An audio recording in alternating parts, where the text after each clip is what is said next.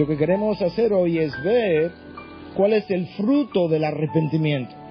En el mensaje anterior vimos cómo el pueblo se arrepintió.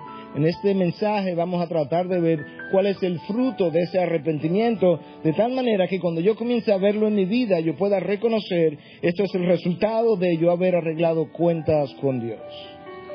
La primera pregunta que tenemos que hacer es, ¿qué ocurrió inmediatamente después que el pueblo se arrepiente y comienza a reedificar el templo? Yo voy a leer de los versículos 13 al 5 de Esdras 5, que dicen lo siguiente: en aquel tiempo Tatnai, gobernador de la provincia, al otro lado del río, y Setar-Boznai y sus compañeros vinieron a ellos y les hablaron así: ¿quién os dio orden de reedificar este templo y de terminar este edificio?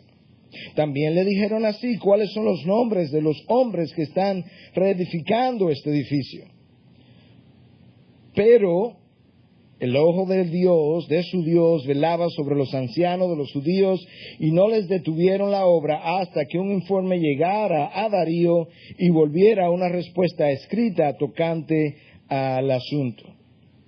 Tan pronto comenzaron a reedificar, otro oficial de nombre Tatnai se acercó a ellos, le cuestionó acerca de quién le había dado permiso para hacerlo, quién eran los nombres de aquellos que estaban edificando, pero se decidió no parar la reedificación hasta que viniera un reporte por escrito de parte de Darío. Se hizo una investigación, se le envía una carta al rey Darío, el gobernador Tatnai lo hizo, pidiéndole que buscara que si ciertamente en los archivos del rey aparecía un decreto del rey anterior Ciro que daba permiso para la reedificación del templo, y que como los judíos habían informado que hasta permiso dio para traer los utensilios que Nabucodonosor había extraído del templo.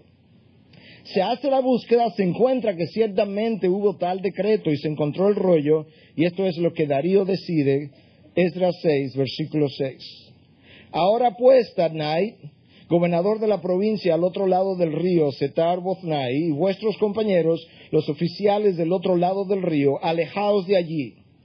No impidáis esta obra de la casa de Dios, y que el gobernador de los judíos y los ancianos de los judíos reedifiquen esta casa de Dios en su lugar.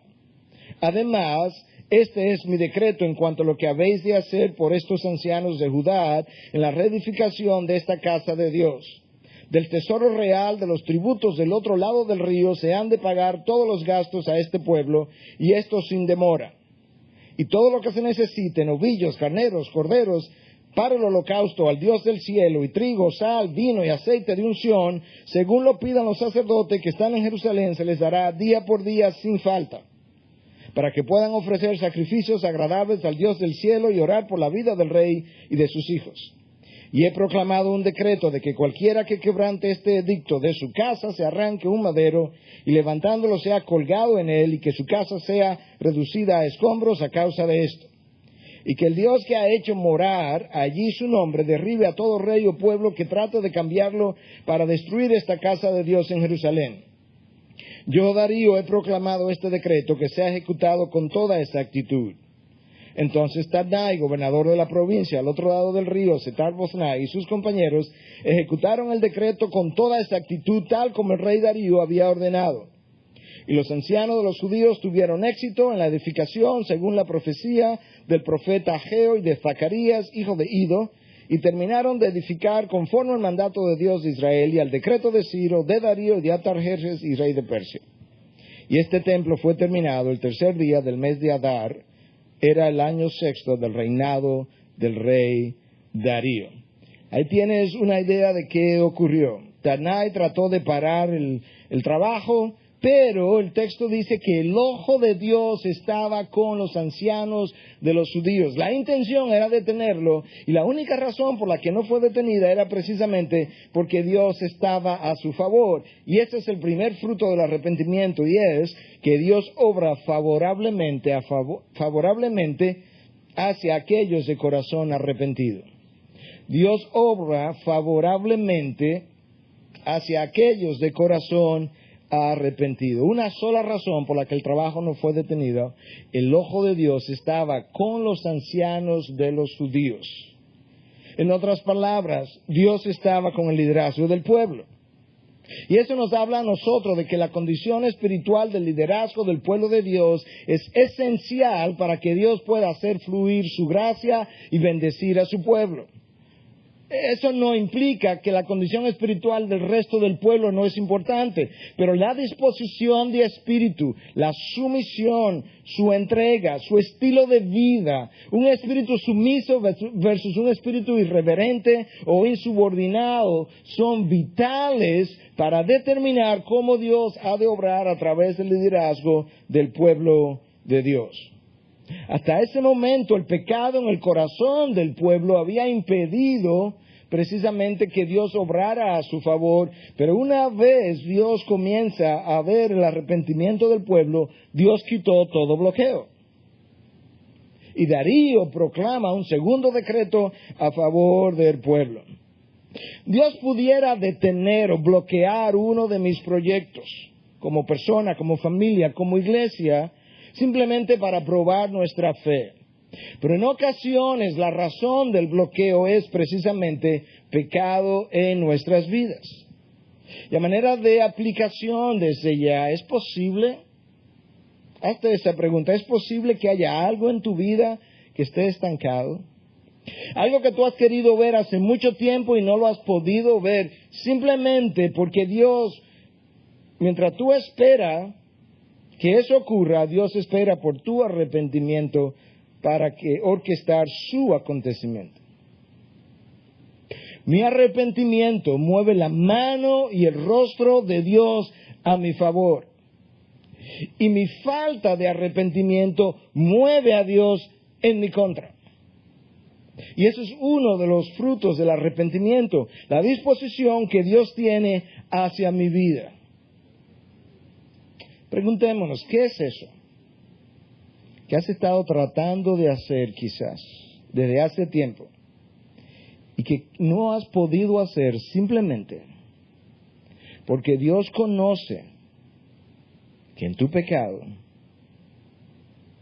Él no puede, no debe, no va a hacer que ese proyecto, que esa idea, que eso que buscas ocurra, y es precisamente la causa de su bloqueo? Eso se da así a veces en nuestras vidas. Y lo opuesto es cierto. Una vez yo me he arrepentido, pues esa razón ha sido removida y Dios permite que las cosas comiencen a fluir. El gobernador Ternay vino y cuestiona a esta gente. ¿Quiénes son ustedes? ¿Quiénes son los nombres de aquellos que están edificando la casa? Y la respuesta de esta gente fue la siguiente: somos los siervos del Dios del cielo y de la tierra. Esta gente, cuando responde, está apelando a la soberanía de Dios sobre todo el universo, el Dios del cielo y de la tierra. Nosotros somos sus siervos, y quizás esa firmeza de la respuesta, quizás esa respuesta tan categórica pudo haber intimidado al gobernador, y parte de eso quizás fue su disposición a esperar a que llegara una carta de Darío para que confirmara o no lo que ellos le habían informado. Y en ocasiones lo que le ha faltado al pueblo de Dios o al liderazgo del pueblo de Dios es precisamente coraje para enfrentar las circunstancias y los opositores. Y de repente, lo que antes había sido detenido o la oposición que había ocurrido, de repente es cambiada por Dios. ¿Cuál es la diferencia entre los 16 años de detenimiento, donde no hubo reedificación, donde hubo una indiferencia hacia la reconstrucción del templo, y la obra que se había iniciado ahora? ¿Cuál fue la única diferencia? El arrepentimiento del pueblo de Dios. Eso marcó la diferencia. Y lamentablemente lo que ocurre es que el pecado en nosotros muchas veces nos roba la motivación incluso para trabajar, independientemente de si eso es en el mundo secular o dentro de lo que son los planes y el pueblo de Dios. No tenemos la motivación, no tenemos la dirección, no tenemos el entusiasmo, porque ciertamente, como Filipenses 2:3 dice, Dios es quien obra en nosotros tanto el querer como el hacer. Pero el pecado en nosotros muchas veces hace que yo no me sienta motivado a hacer el trabajo de Dios, mucho menos en el tiempo de Dios y mucho menos a la manera de Dios. Nuestra dejadez, quizás tú puedes comprobar eso en algún momento de tu vida. Nuestra dejadez y nuestra apatía en ocasiones es simplemente consecuencia del pecado en mi vida no confesado, del cual no me he arrepentido y que me ha robado la motivación, porque Dios no está poniendo en mí ni la motivación ni las energías para yo hacerlo. Porque es Dios quien pone en nosotros tanto el querer como el hacer.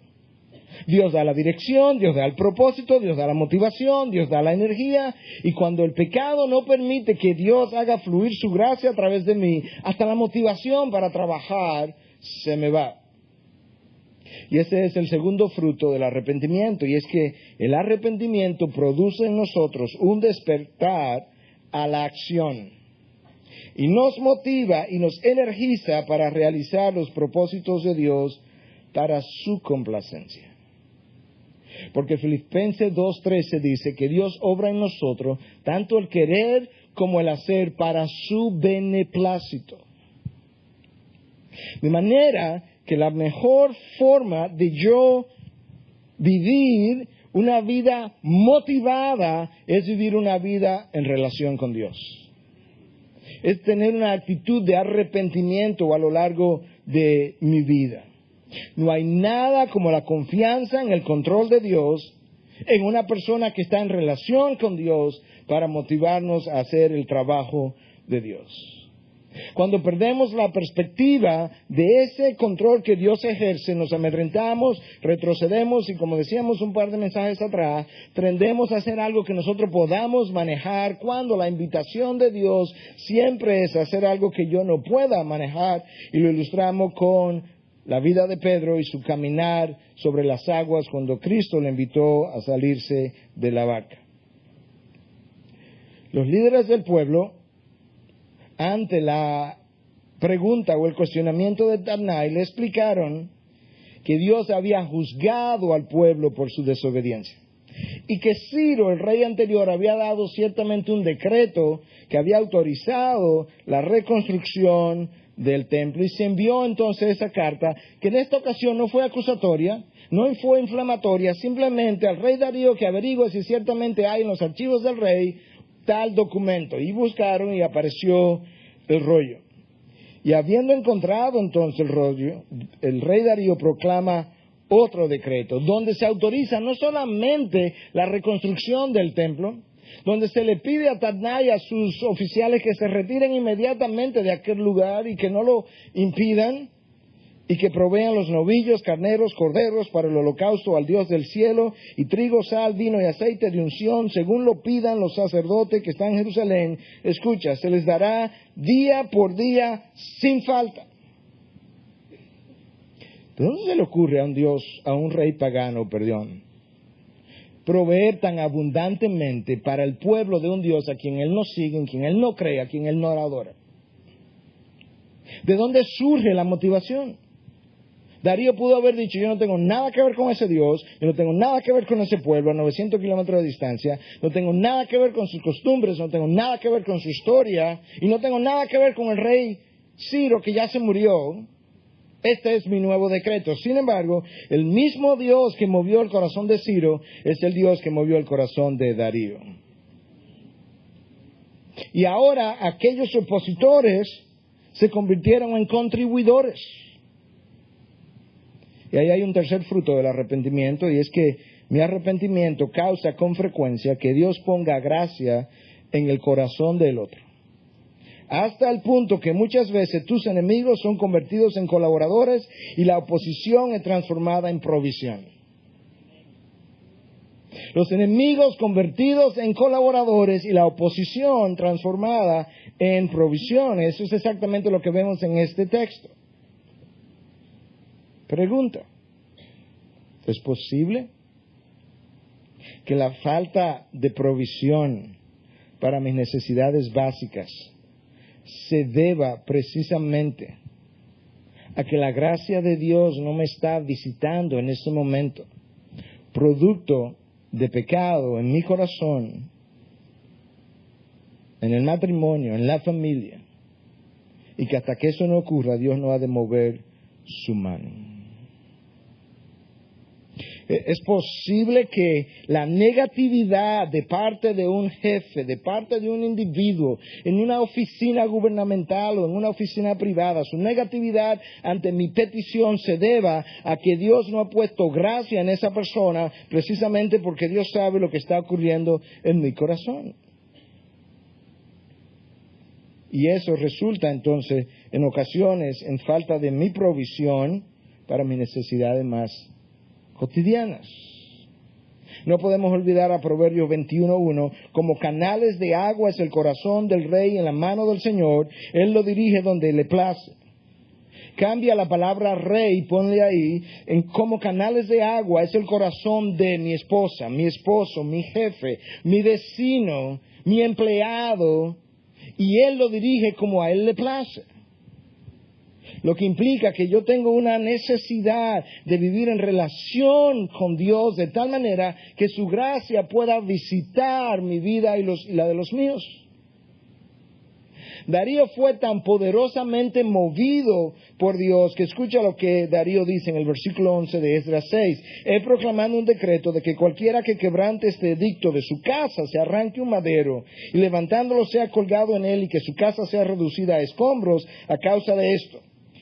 Y que el Dios que ha hecho morar allí su nombre derribe a todo rey o pueblo que trate de cambiarlo para destruir esta casa de Dios en Jerusalén. Yo, Darío, he proclamado este decreto que sea ejecutado con toda exactitud. El quebrantamiento del decreto llevaría a la horca. ¡Wow! Hay un deseo expreso en el decreto de que si hay un rey futuro que se levante en contra de esto, que Dios mismo se encargue de derrumbarlo, y hay una orden obligatoria de que el decreto sea llevado a cabo con toda exactitud. ¿Cuál es la diferencia entre antes y ahora? El arrepentimiento del pueblo. Y por tanto, la gracia de Dios en favor de un pueblo arrepentido. Déjame leerte esto. Muchas veces la falta de gracia en el corazón del otro hacia nosotros o hacia nosotros mismos no es más que el resultado de nuestro pecado. Muchas veces la falta de gracia en el corazón de ese otro con quien estoy tratando no es más que el resultado de nuestro propio pecado. Y hasta que eso no sea tratado, confesado, y yo me haya arrepentido, esa condición no ha de cambiar. Porque como canales de agua en la mano del Señor es el corazón de toda persona. No importa quién es esa persona que me está haciendo la oposición. Tadnair, el gobernador que va y le cuestiona y dice, ¿quiénes son los nombres de esta gente que está edificando? ¿Y quién le dio permiso? Es el que dice el versículo 13, que ejecutó el decreto con toda exactitud. Y el próximo versículo dice, los ancianos de los judíos tuvieron éxito en la edificación, según la profecía del profeta Ageo y de Zacarías, hijo de Ido, y terminaron de edificar conforme al mandato de Dios de Israel y al decreto de Ciro, de Darío y de Artajerjes, rey de Persia, que era el próximo rey. Lo que pasa es que Esdras está escribiendo 50 años después de que esto ocurra. Él no está escribiendo en el momento. Él está escribiendo 40 o 50 años después y ya Artajerjes había subido al reinado y él continuó la misma obra de contribución, de apoyo al pueblo de Israel que Ciro y Darío habían iniciado. Pero cuando movió Dios su mano, ¿qué ocurrió? Tuvieron éxito. Pero cuando esa mano fue movida, después que el pueblo se arrepintió. ¿Y cuándo tuvieron éxito? Cuando Dios movió su mano. Pregunta, ¿es posible que la falta de éxito en alguno de los planes de mi vida, de mi profesión, de mi oficina, se deba a pecado en mi corazón no confesado? Tenemos que recordar que Nehemías 2:20 dice que nuestro éxito depende del Señor. ¡Wow! Job 5:12 dice que Dios frustra las tramas de los astutos para que no tengan éxito. Mi éxito depende del Señor, dice Nehemías. Job dice algo similar, pero en otro sentido. Él dice, Dios frustra las tramas de los astutos para que no tengan éxito. En otra palabra, la falta de éxito de los astutos, perturbadas por Dios, es precisamente un mover de la mano de Dios. Y Josué 1:8 nos dice que Dios le dijo a su siervo, esta es mi ley, no te apartes de ella ni para la derecha ni para la izquierda, para que tengas éxito. Lo que Dios está diciendo, aquí está mi ley, aquí está el camino de la obediencia y de la desobediencia. Si quieres éxito, tendrá que ser por el camino de la obediencia a mi ley. Si caminas por el camino de la desobediencia, aquellos proyectos que has querido realizar no tendrán éxito. El éxito depende de mí. Y eso es exactamente lo que nosotros vemos aquí, que los ancianos de los judíos tuvieron éxito en la edificación, pero mira cómo, según la profecía del profeta Ageo y Zacarías. ¿Y cuál fue su profecía? Lo confrontaron con su pecado y ellos se arrepintieron. Y entonces tuvieron éxito. ¿Te das cuenta que Dios está más relacionado a las cosas cotidianas de nuestras vidas, mucho más de lo que nosotros pensamos? Como resultado de la confrontación de estos dos profetas, escucha todo lo que ocurrió. El pueblo se arrepintió, volvió a trabajar en la obra del Señor, comenzaron a ofrendar debidamente como no lo estaban haciendo. El rey Darío dio permiso para la construcción de la obra. El rey pagó todos los gastos. ¿Tú escuchaste bien cuando el rey Darío dijo, no solamente estoy dando el permiso, es que los gastos para construir el templo que se pagan del tesoro real. Y cuando necesiten corderos y carneros para los sacrificios, que se le provea día a día según pidan los sacerdotes, y que esto ocurra con toda exactitud. E hizo que el decreto se cumpliera de esa misma manera. Todo eso como resultado del arrepentimiento del pueblo. Versículo 15, Esdras 6. Y este templo fue terminado el tercer día del mes de Adar. Era el año sexto del reinado del rey Darío. El mes de Adar es el último mes del calendario hebreo. El calendario hebreo sigue una trayectoria diferente al gregoriano, que es el que nosotros seguimos. El calendario gregoriano básicamente está calculado en base al movimiento de traslación de la Tierra alrededor del Sol, que dura 365 días y un cuarto de día, y el movimiento de rotación de la Tierra sobre su eje en 24 horas. El calendario hebreo toma en consideración ambos movimientos, más el movimiento de traslación de la Luna alrededor de la Tierra, que tiene 29 días y medios. Y esa es la razón por la que en ocasiones ellos necesitan agregar un 13º mes a su calendario para hacer los ajustes correspondientes, y ese 13º mes también es llamado Adar segundo. Adar es el último mes del año. De manera que esta obra se terminó en ese último mes del año sexto del rey Darío, pero había comenzado, leímos en Esdras 4:24, en el año segundo, de manera que en menos de 4 años la obra quedó completamente terminada. Y el pueblo entonces comenzó a celebrar lo que antes no había podido celebrar. Escucha lo que dicen los versículos 16 y el 22. Y los hijos de Israel, los sacerdotes, los levitas y los demás desterrados, celebraron con júbilo la dedicación de esta casa de Dios. Y el 22 dice, y con gozo celebraron por 7 días la fiesta de los panes sin levadura, porque el Señor los había llenado de regocijo y había vuelto hacia ellos el corazón del rey de Asiria para animarlos en la obra de la casa de Dios, el Dios de Israel. Ellos reconocieron que Dios había vuelto el corazón del rey hacia ellos y celebraron por 7 días con regocijo la fiesta de los panes sin levadura, que es la que continúa inmediatamente después del día de la Pascua. Tienes la Pascua el día 14 del mes Nisan, que es el primer mes del calendario hebreo, y luego los 7 días de la fiesta de los panes sin levadura, y celebraron con regocijo. Cuando tú estás fuera de la voluntad de Dios, como ellos estuvieron por 16 años, consumiendo sus propios ingresos, no dándole a Dios lo que le correspondía en su pecado, en su apatía e indiferencia, cuando estás fuera de esa voluntad de Dios, no hay manera de que tú puedas experimentar el gozo del Señor. Es en medio de su voluntad que tú puedes experimentar su gozo, independientemente de las circunstancias. La alegría a veces ha sido definida más bien como una emoción que experimentamos de acuerdo a las circunstancias.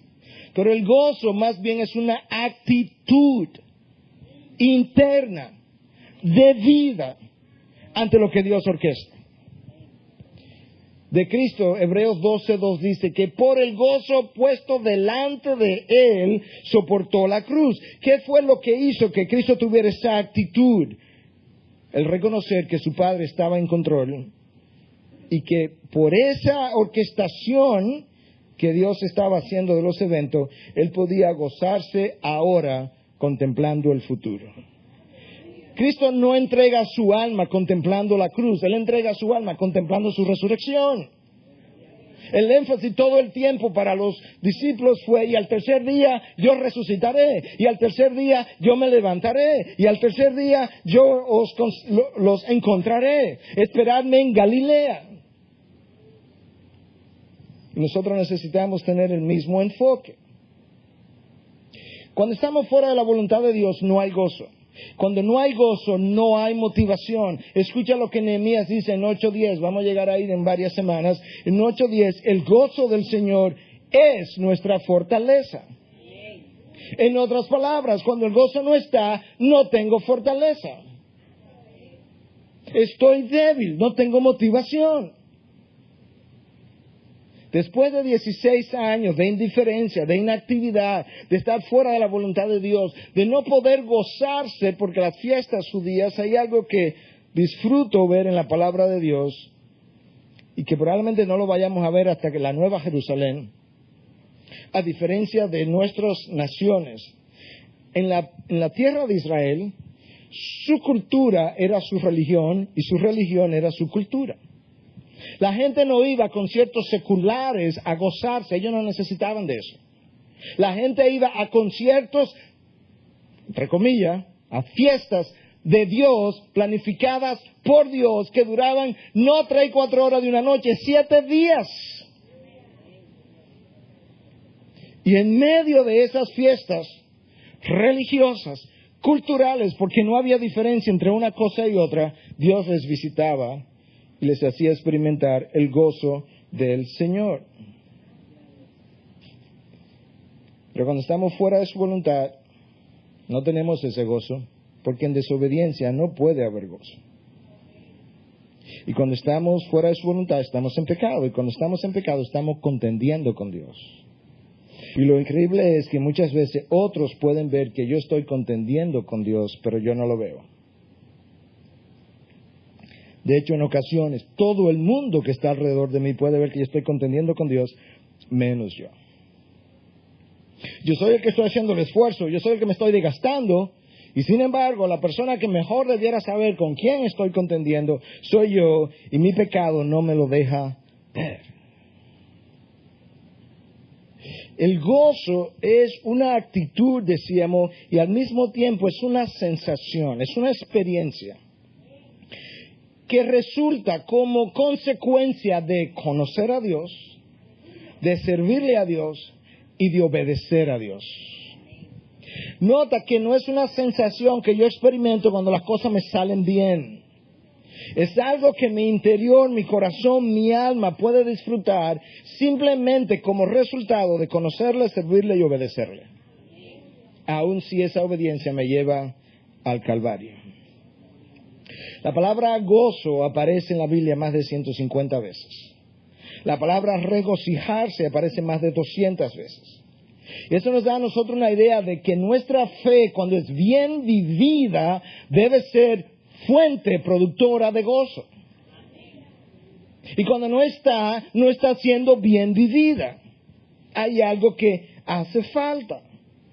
Y muchas veces lo que hace falta es precisamente que yo pueda entrar en relación correcta con Dios. El cuarto fruto del arrepentimiento, el gozo no es más que el resultado de vivir en relación con Dios. Una vida caracterizada por una actitud de arrepentimiento.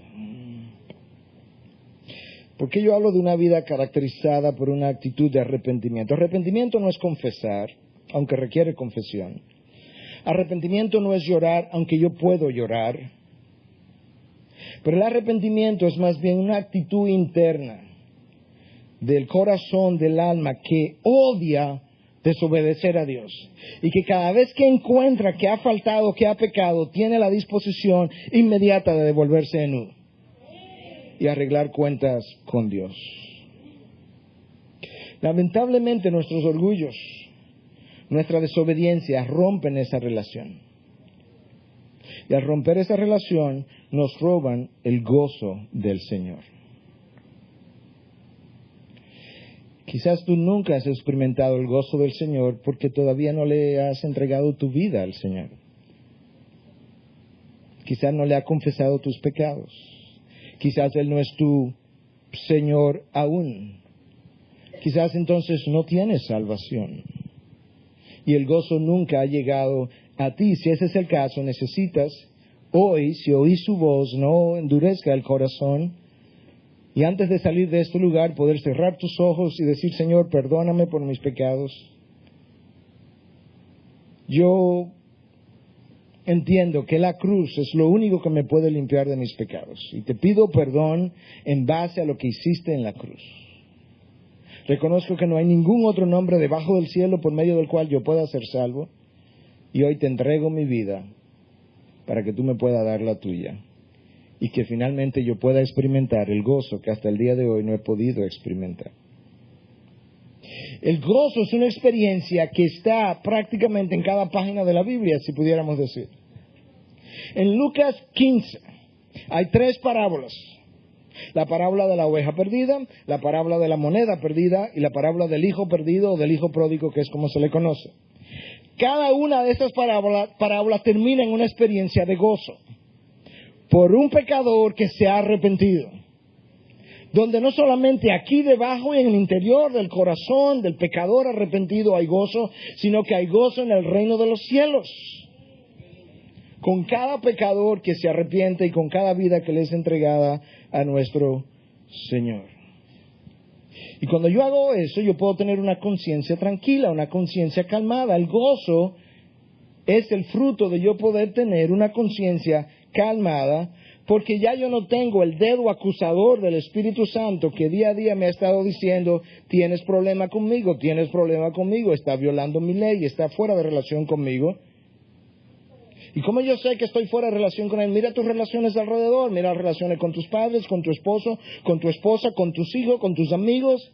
Relaciones rotas alrededor tuyo implican una relación rota hacia arriba.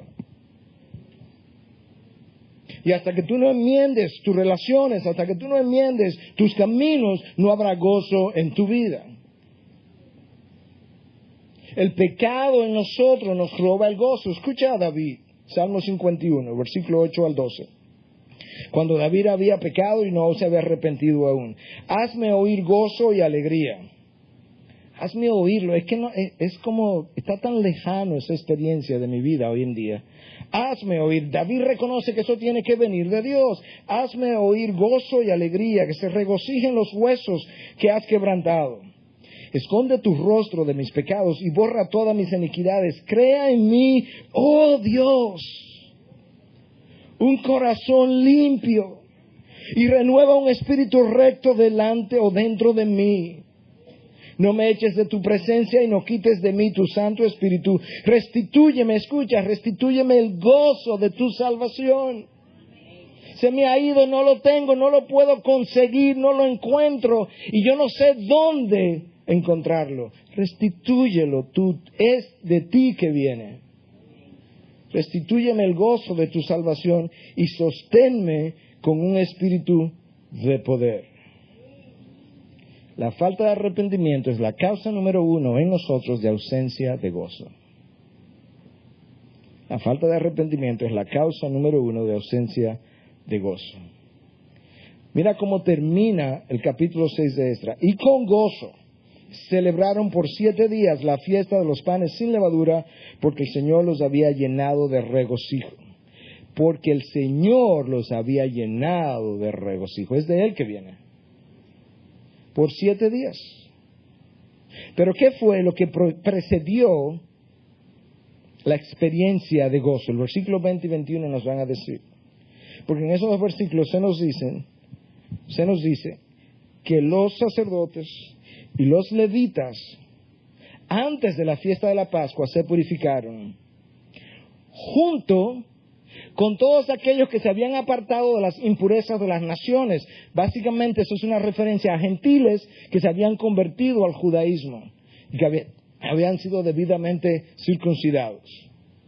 Aquellos que se purificaron, ¿de qué se purificaron? De sus pecados, experimentaron el regocijo por 7 días. ¿Te das cuenta cuál es el requisito, prerequisito para mi experiencia de gozo? Mi purificación. Los levitas lo hicieron, los sacerdotes lo hicieron y todos los demás que se apartaron de las impurezas de las naciones. Dios está dándonos a entender que estos gentiles que tuvieron esa experiencia, tuvieron que hacer algo, y eso que hicieron fue precisamente separarse, alejarse de las impurezas de las naciones gentiles. Su purificación no fue más que el resultado de un arrepentimiento. Decíamos que el gozo es algo que proviene de Dios, y Gálatas 5:22 nos deja ver eso.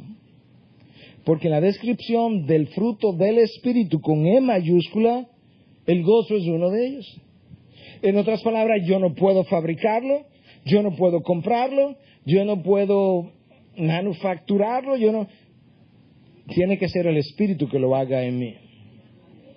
Es fruto del Espíritu de Dios en una vida que vive en relación con Dios, con una actitud continua de arrepentimiento día a día, de hecho en hecho.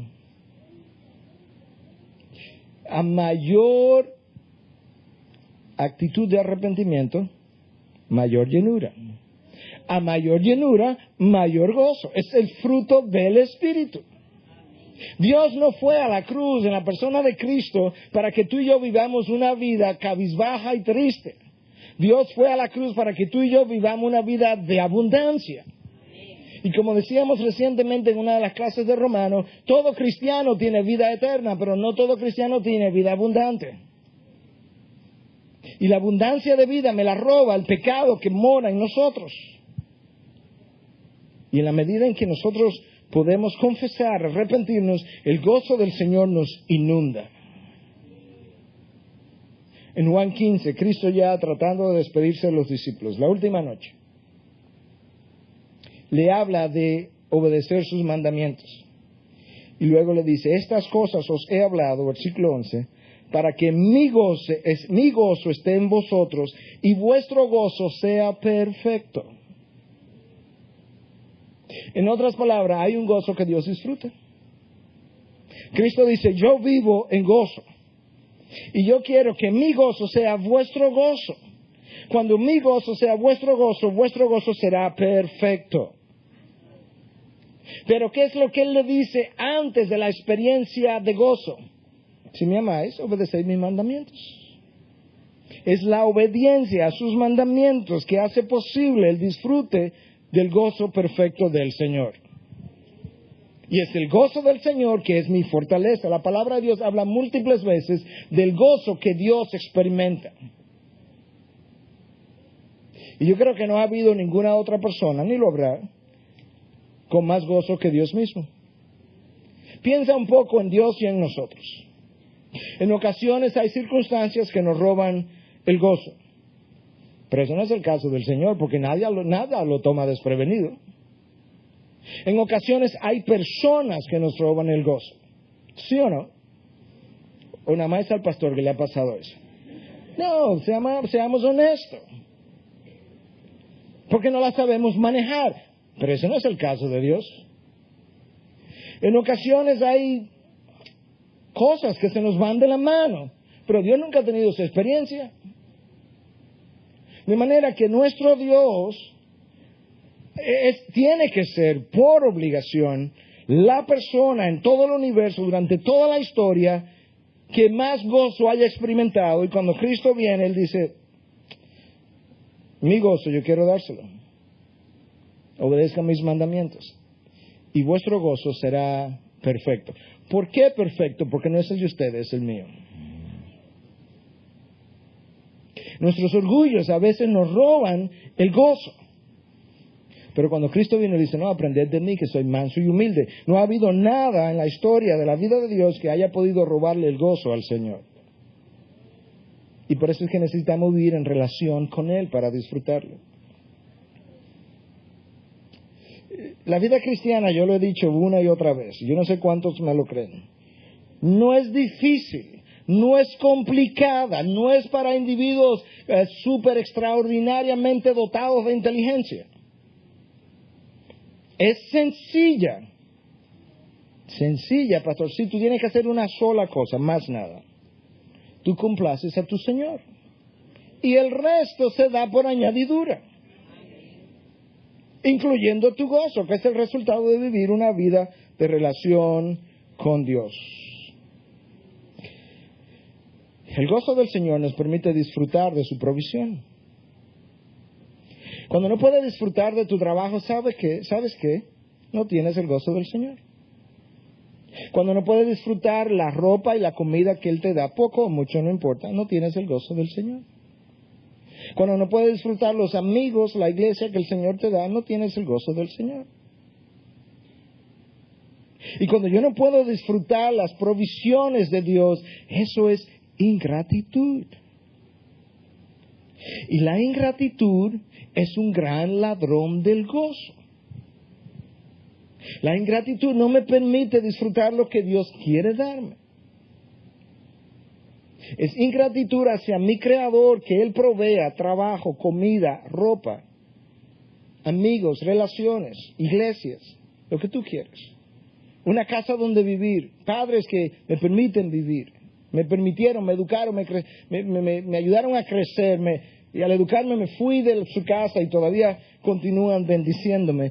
Es una ingratitud no vivir eternamente agradecido, complacido por la provisión de Dios a lo largo de los años de mi vida.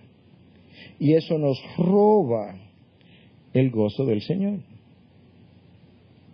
Pero si tú le conoces, si te has arrepentido, si vives con una vida de arrepentimiento día a día, con esa actitud de la que hablamos, entonces tú tienes muchas cosas por las cuales darle gracias a Dios.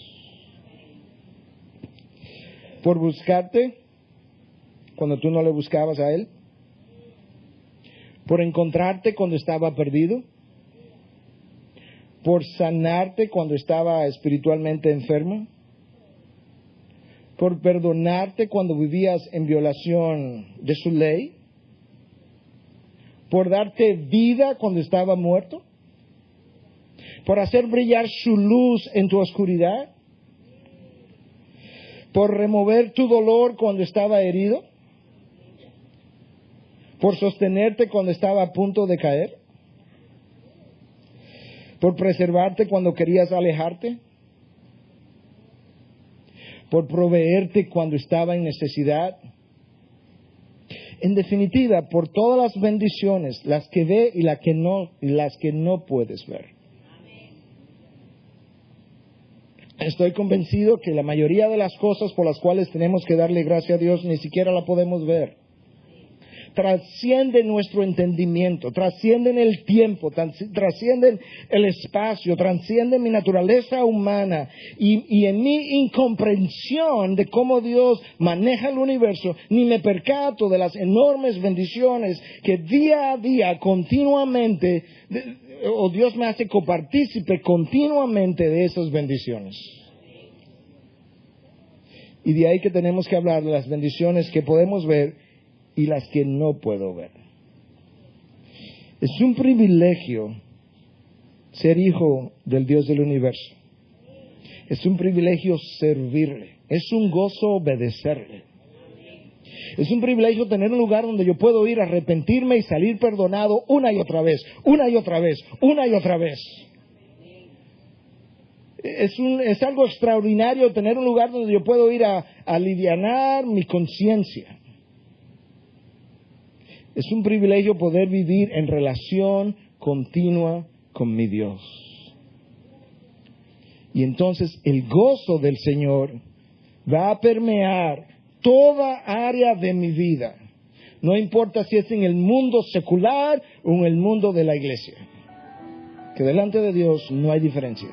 Toda la vida es sagrada delante de Dios. Que Dios nos ayude a disfrutar, a vivir primero una vida de arrepentimiento y disfrutar del gozo del Señor, para que podamos vivir entonces continuamente diciendo gracias Dios.